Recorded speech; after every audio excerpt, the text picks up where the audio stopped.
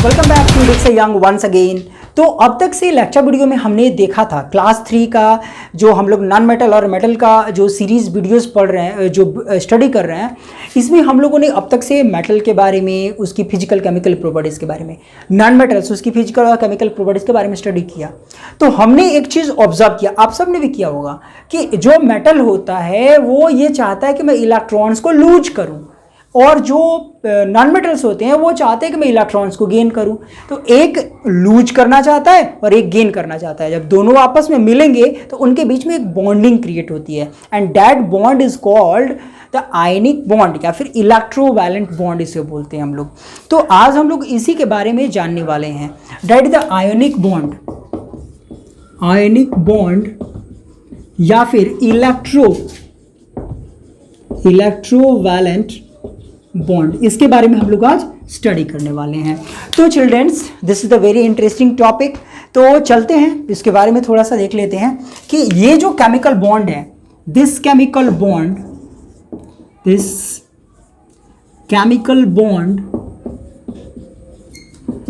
Formed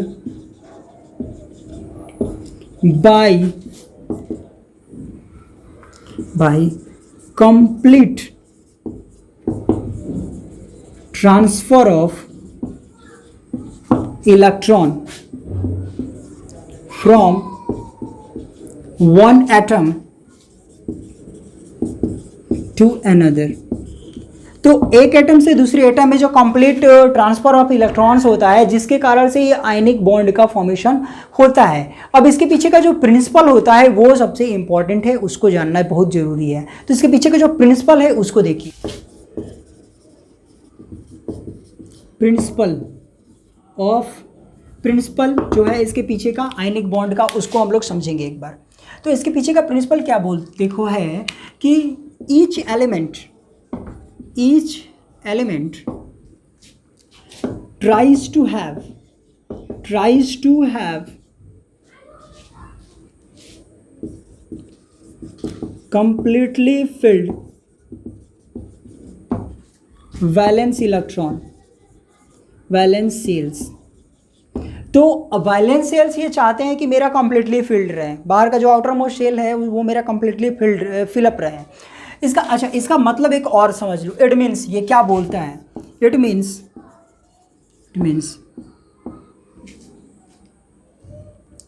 element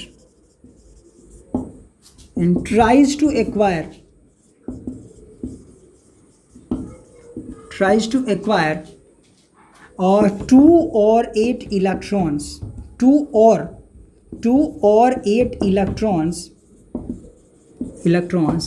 in its outermost cell।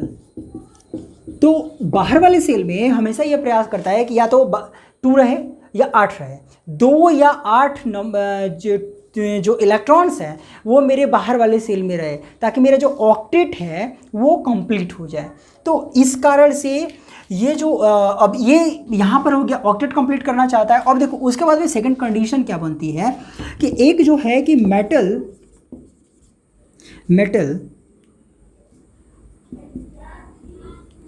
Metals form positive ions by losing electrons, ठीक है। और non metals form negative ions bye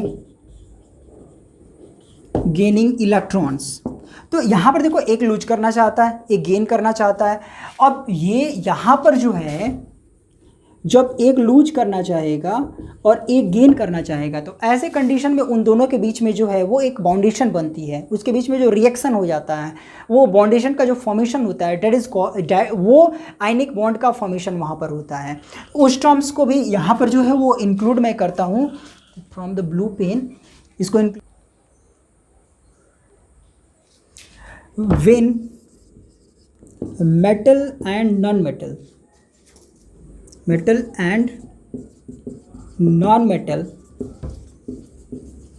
react with, when metal and non-metal react with each other, they tries to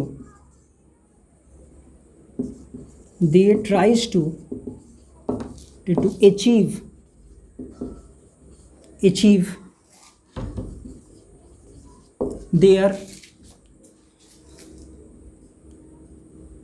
their octet by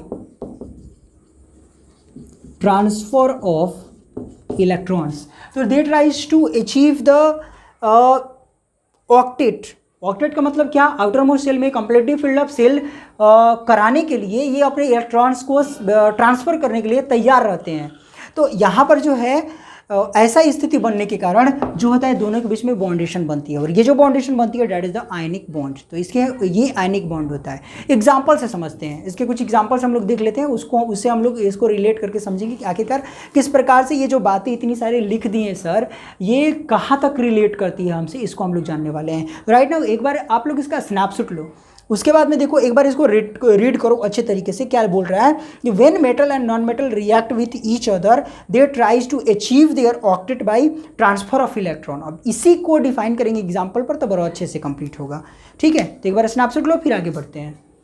NaCl का example लेकर के पहले समझाएंगे।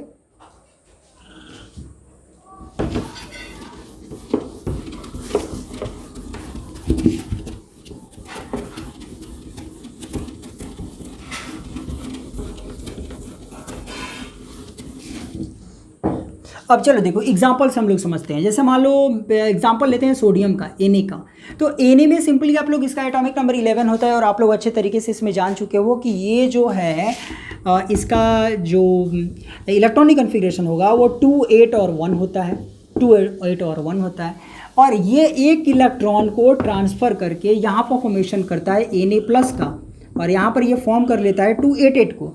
अच्छा, अब इसके बाद में क्लोरीन की बारी आती है, Cl की बारी आती है। तो Cl जो है वो अपना जो आउटर मोस्ट शेल में है वो 2 8 7 है, इसका 7 इलेक्ट्रॉन से इसका आउटर मोस्ट शेल में है। तो ये एक इलेक्ट्रॉन को क्या करेगा, यहाँ से गेन करेगा आप, और एक इलेक्ट्रॉन को गेन करके यहाँ पर Cl- का फॉर्मेशन करता है, और ये 2 8 8 का फॉर्मेशन कर लेता है यहाँ से। ठीक है, अब जब इन दोनों को कंबाइन करोगे, इसको एक ज़रूरत है, 7 है तो ये चाहता है ले करके 8 बन जाए, ये सोचता है दे करके लास्ट में 8 बना ले। तो यहाँ पर जब देने और लेने की बात आती है तो इसमें देखो क्या है, जैसे Na के जो वैलेंस इलेक्ट्रॉन है उसके लिए मैं एक बिंदी का प्रयोग करूँगा, है ना, एक छोटा सा पॉइंट का मैं प्रयोग करता हूँ। तो Na का जो वैलेंसी है, जो वैलेंस इलेक्ट्रॉन है आउटर मोस्ट शेल में, वो है 1, तो मैंने 1 बना दिया बिंदु। अच्छा, अब उसके बाद में ये जो मेरा Cl है, देखो Cl जो है वो Cl हो गया। अब Cl के आउटर मोस्ट में कितने इलेक्ट्रॉन्स हैं, तो Cl के आउटर मोस्ट में इलेक्ट्रॉन्स की संख्या जो है वो है 7, है ना, 7। देखो बाहर वाले में 7 इलेक्ट्रॉन्स हैं, तो 7 बनाते हैं हम लोग। वैलेंसी पे मत जाना, वैलेंसी पे जाओगे तो फिर घबराएगा काम। यहाँ पर आपको देखना क्या चीज़ है, 7 देखना है। तो चलो 1 2 3 4 5 6 एंड 7। ठीक है, अब इसको एक गेन करना है, इसको एक लूज करना है, दोनों बाउंडेशन बनाएगा। देखो दोनों एक दूसरे से मिल गया। अब जब इन दोनों के बीच में ट्रांसफर ऑफ इलेक्ट्रॉन होगा तो यहाँ से फॉर्मेशन होगा Na+ का और Cl- का। The bondation between the Na and Cl due to the transfer of their electrons is called the ionic bond. NaCl is an example of what? Ionic bond, electrovalent bond. Or how this happened? This has happened due to the transfer of their electrons. The sodium tries to lose their electrons, and here the chlorine tries to gain their electrons, and by the combination of both they form the NaCl. Right now the ionic bonds between them. तो आगे बढ़ते एक और example समझाएंगे, और नहीं समझ में आएगा तो और एग्जाम्पल्स देंगे। लेकिन कमेंट बॉक्स में बताओ तो जरा कि नहीं समझ में आ रहा है, तो और समझाएंगे एग्जाम्पल्स दे करके। फिलहाल में इसको आप एक बार स्नैपशॉट लोगे तो बाद में देख सकते हो ना कि फिर क्या क्या चीज़ें कैसे रिलेट कर रही है। चलो लो स्नैपशॉट, फिर आगे बढ़ते हैं और अगला एग्जाम्पल समझाते हैं।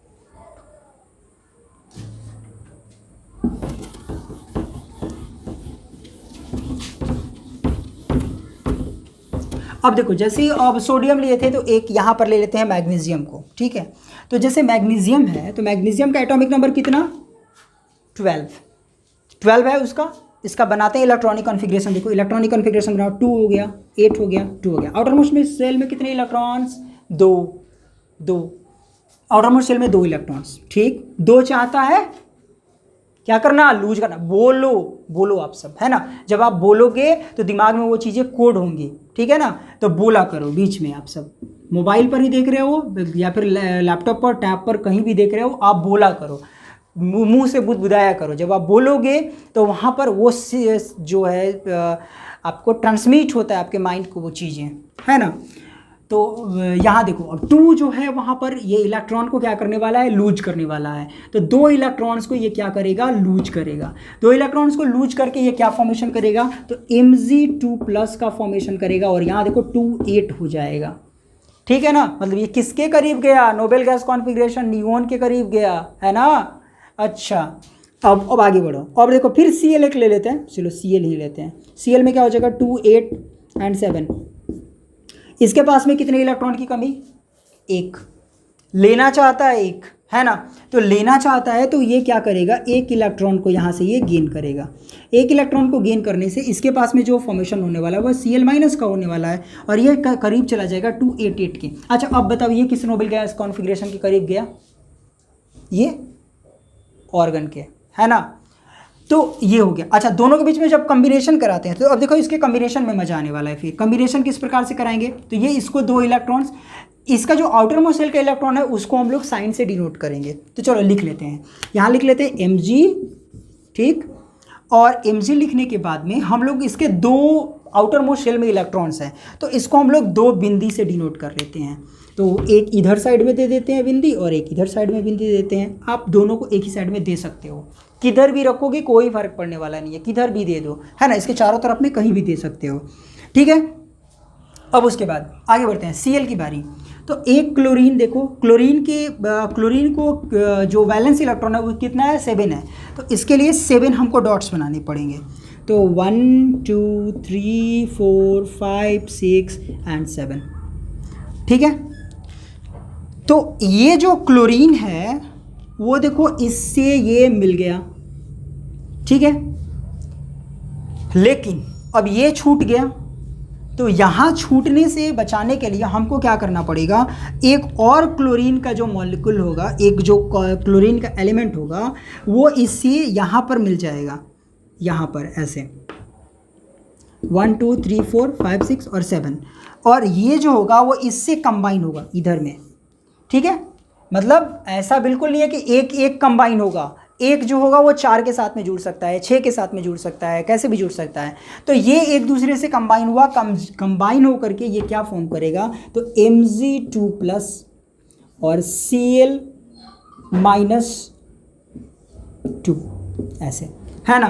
तो इस प्रकार से इसका फॉर्मेशन यहाँ पर हुआ, ठीक है। तो Mg जो है वो 2 इलेक्ट्रॉन को खो रहा है तो यहाँ पर 2+ हो गया और Cl2- हो गया, क्योंकि क्लोरीन 2 है तो Cl2 लिखा गया है, ठीक है। तो इस प्रकार से जो आयनिक बॉन्ड्स होते हैं वो फॉर्मेशन होते हैं 2 इलेक्ट्रॉन्स के बीच में, जो ट्रांसफ़र ऑफ इलेक्ट्रॉन्स के कारण से होते हैं। तो इसके आप लोगों ने एग्जाम्पल को देखा, फिर भी यदि समझ में ना आया हो तो मुझे कमेंट बॉक्स में कमेंट करके बताइए कि सर हमें समझ में नहीं आया है। मैं फिर से इसके ऊपर में एक लेक्चर वीडियो बनाऊंगा अपना, इसको और डिटेल से चीज़ों को समझाऊंगा।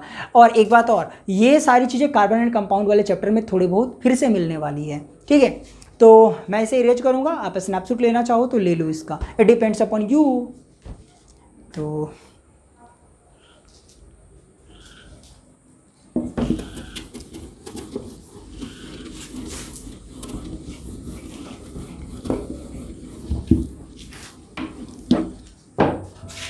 एक बात बतानी यहाँ पर देख लो कि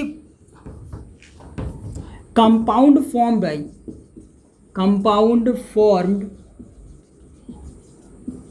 bye ionic bond is called ionic compound, है ना। तो इसे बोलते हैं आयनिक कंपाउंड। अब आयनिक कंपाउंड्स की प्रॉपर्टीज़ देखनी है हमें, तो चलो देख लेते हैं आयनिक कंपाउंड्स की प्रॉपर्टीज़। तो प्रॉपर्टीज़ ऑफ आयनिक कंपाउंड देखो, प्रॉपर्टीज़ ऑफ आयनिक कंपाउंड। तो प्रॉपर्टीज ऑफ आयनिक कंपाउंड में पहली जो प्रॉपर्टी आपकी होगी वो ये होगी हार्डनेस। ओके, हार्डनेस इसका। तो ionic compounds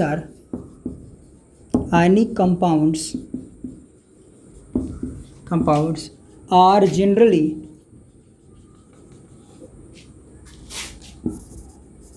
hard substances due to a strong force of attraction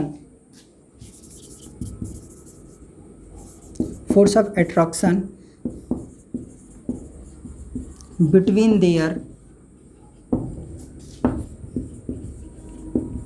electrons. तो इलेक्ट्रॉन्स के बीच में आप देख रहे हो ना, जैसे एक जो एकदम कंबाइन हो जा रहा है, कितनी अच्छे तरीके से स्ट्रॉन्ग फोर्स ऑफ अट्रैक्शन से वो बन जा रहा है, उसके आयनिक जो बाउंड्स हैं। तो जो स्ट्रॉन्ग बाउंड है वो क्रिएट होने के कारण ये जो होता है वो हार्ड होता है। बट इसमें एक और जो है वो गड़बड़ है, ये है कि ये ब्रिटल भी होते हैं। जब आप प्रेशर अप्लाई करोगे तो वो टूट जाते हैं, है ना। But ionic bonds are brittle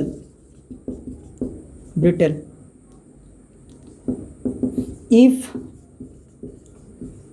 pressure is applied, it break down in pieces। तो ये जब भी आप इसके ऊपर जैसे ही प्रेशर अप्लाई करोगे किसी तरह का, तो वो जो है वो पीसेस में, टुकड़े टुकड़े में ये जो है वो बढ़ जाएंगे, टूट जाते हैं। तो ये जो था वो इसकी एक प्रॉपर्टी थी। अगली प्रॉपर्टी के ऊपर में मूव करेंगे, आप इसका स्नैपशॉट ले लो फिर।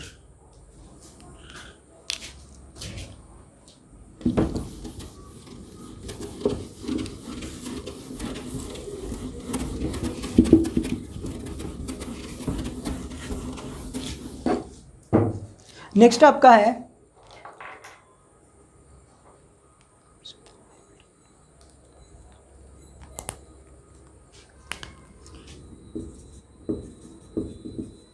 मेल्टिंग पॉइंट और boiling point.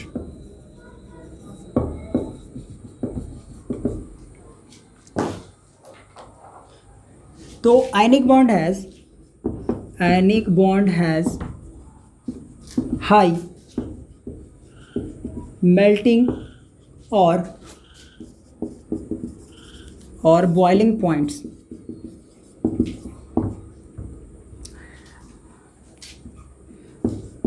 because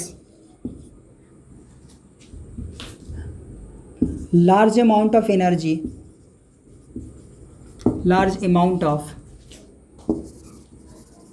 energy is required to break to inter ionic bond। Okay, तो इंटर आयनिक बॉन्ड्स जो होते हैं उसको ब्रेक करने के लिए बहुत ज़्यादा मात्रा में एनर्जी की आवश्यकता पड़ती है। डैट्स वाई यहाँ पर जो है वो मेल्टिंग पॉइंट और बॉइलिंग पॉइंट जो होता है वो बहुत ज़्यादा हाई होता है। ओके, आगे बढ़ते हैं। फिर देखो इसमें ये मिस्टेक है, वो inter ionic bond. Third number बढ़ते हैं। Third number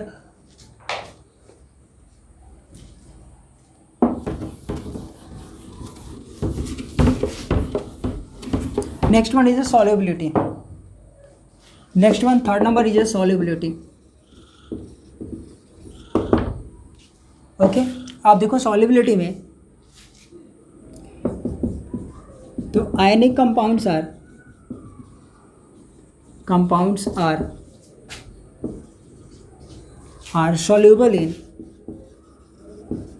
soluble in polar solvent polar solvent likewise the water होता है पोलर सॉल्वेंट के रूप में but not in non polar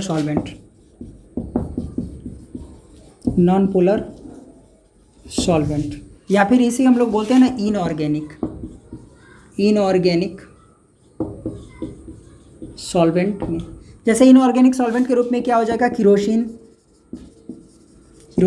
petrol और एडीसी वगैरह, ये सारी चीज़ें इसके अंदर आ जाएंगी नॉन पोलर सॉल्वेंट के अंतर्गत में। देखो पोलर सॉल्वेंट क्या होते हैं, पोलर सॉल्वेंट ऐसे सॉल्वेंट्स होते हैं जो अपोजिट आयंस होते हैं उनको ब्रेक डाउन करने में हेल्प करते हैं। जैसे पानी है तो H2+ O- है इसमें, तो ये जब भी कुछ उसमें मिलाया जाएगा तो ये हेल्प करता है कि उसको ब्रेक डाउन करने में, पॉजिटिव आयंस को नेगेटिव आयंस को ब्रेक डाउन करने में हेल्प करता है, तो ये पोलर सॉल्वेंट है। और जो हेल्प नहीं करते हैं वो नॉन पोलर सॉल्वेंट हैं। तो इनऑर्गेनिक सॉल्वेंट इसके लिए एग्जांपल में लिख दिया, जैसे किरोसिन, पेट्रोल में ये जो होता है वो डिजॉल्व नहीं होता है, लेकिन पानी जो होता है उसमें डिजॉल्व होता है। ये सीधी सी बात इसमें समझो, पोलर नॉन पोलर की बात छोड़ो, पानी में डिजॉल्व होगा, लेकिन इनऑर्गेनिक सॉल्वेंट जैसे किरोसिन हो गया, पेट्रोल हो गया, डीजल हो गया इत्यादि सब वगैरह वो जो चीज़ें हैं उसमें डिजॉल्व नहीं होगा।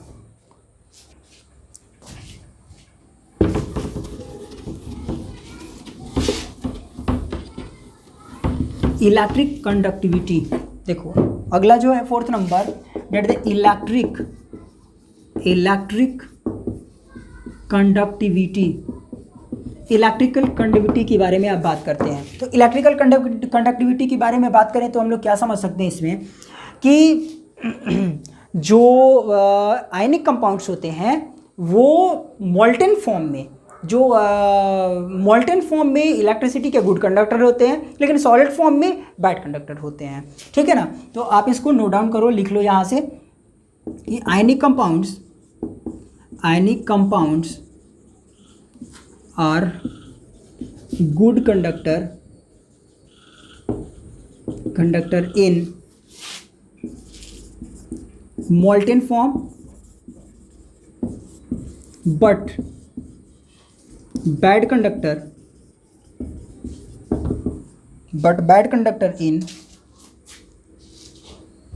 conductor in solid form। ठीक है, तो सॉलिड फॉर्म, मोल्टेन फॉर्म में जो होते हैं वो गुड कंडक्टर, लेकिन जो सॉलिड फॉर्म होगा उसमें बैड कंडक्टर होंगे। अच्छा, क्यों ऐसा, क्यों? तो ये इसलिए क्योंकि जो मोल्टेन फॉर्म होगा उसमें जो आयंस होते हैं उनको मूव करने के लिए, इलेक्ट्रॉन्स होते हैं उनको मूव करने के लिए स्पेस मिलता है और वो ओवरकम कर लेते हैं जब उसको हीट प्रोवाइड होती है तो। लेकिन उसमें जो आपका सॉलिड है उसमें मूव करने के लिए उनको स्पेस नहीं मिलता है, डेट्स वाई ये जो होता है वो आपका इलेक्ट्रिसिटी से फ्लो नहीं करती है। इस बात को भी लिख लिया जाए। In molten form, electrostatic force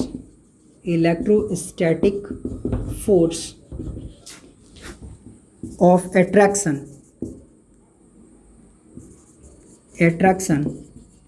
is overcome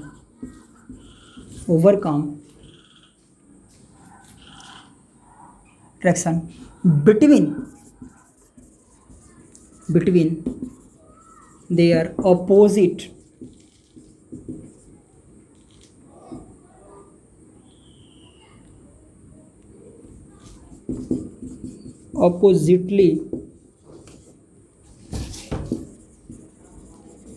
charged ions। देखो यहाँ से in molten form the electrostatic force of attraction between their oppositely charge ions is overcome due to which ions free to move। तो जब free to move होंगे तो electricity को conduct कराएंगे, ठीक है। लेकिन जस्ट इसका उल्टे सॉलिड में क्या होता है, सॉलिड में ये होगा कि जो आयंस हैं वो मूव करने के लिए उनको स्पेस नहीं मिलेगा, डैट्स वाई वो अच्छे तरीके से ट्रांसफ़र ऑफ इलेक्ट्रॉन, क्या बोलते हैं इसको, इलेक्ट्रोस्टैटिक फोर्स ऑफ अट्रैक्शन उनके बीच में ब्रेकडाउन नहीं हो पाएगा और उनसे इलेक्ट्रिसिटी का फ्लो नहीं होगा। ओके, तो that is the over for this ionic compound. जितनी बातें समझ में आई बहुत अच्छी बात है, नहीं समझ में आई है तो बताइए हमें, उसके लिए कुछ और तरीके इस्तेमाल किए जाएंगे, आपको नोट्स प्रोवाइड किए जाएंगे इसके लिए, और दूसरे वीडियो भी इसके ऊपर बनाए जा सकते हैं, but you must have to comment about that. तो चलो ठीक है, बहुत अच्छा लगा। नेक्स्ट वीडियो जो है उसके ऊपर में मिलेंगे हम लोग। आप एक बार इसका स्नैपशॉट लो और स्नैपशॉट लेने के बाद में अच्छे से इसको स्टडी करो, रीड आउट करो। और नेक्स्ट वीडियो में हम लोग डिस्कस करने वाले हैं ऑकरेंस ऑफ मेटल्स, कैसे मेटल को एक्सट्रैक्ट करेंगे, कैसे निकाला जाता है, कैसे मेटल को प्राप्त किया जाता है, इसके बारे में हम लोग डिस्कस करने वाले हैं। बहुत सारी चीज़ें हैं डिस्कस करने के लिए, जानने के लिए हमारे लिए, ठीक है ना। पढ़ने के बावजूद, पढ़ लिए हैं उसके बावजूद उस चीज़ को पढ़ना है, क्योंकि हो सकता है कुछ अच्छी चीज़ें निकल करके उसमें से आएँ, ठीक है। तो नेक्स्ट लेक्चर वीडियो को जरूर अटेंड कीजिएगा। आज के लिए इतना ही, फिर मिलेंगे नेक्स्ट वीडियो में। स्नैपशॉट लो,